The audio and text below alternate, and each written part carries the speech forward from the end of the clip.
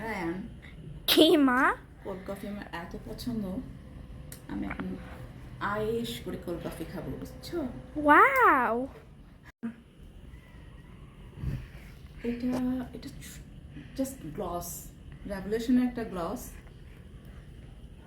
আমি ওই দিন শপে গেছিলাম কিছু জিনিস কেনার জন্য, ওনারা আমাকে বলতেছে এই গ্লসটা নিতে।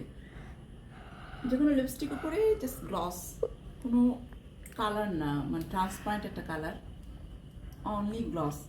এটি 900-র উপরে প্রাইস, কিন্তু আসলে কি লিপস্টিকটাকে অনেক গর্জিয়াস করে ফেলে। বাসায় বসেই একটু গ্লস দিলাম, কোল্ড কফি যখন খাবো একটু আয়েশ করেই খাই। এই টি শার্টটা না আমার অনেক পছন্দ, অনেক পছন্দ।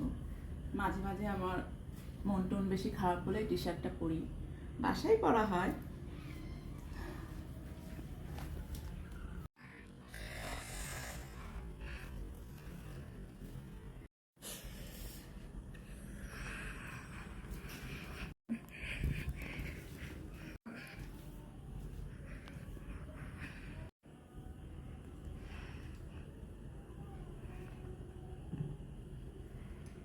আগে একটু মন টন খারাপ লাগলে বা প্রায় বারকোডে যাওয়া হতো, বারকোডটা আমার কাছেই কফি খাওয়ার জন্য।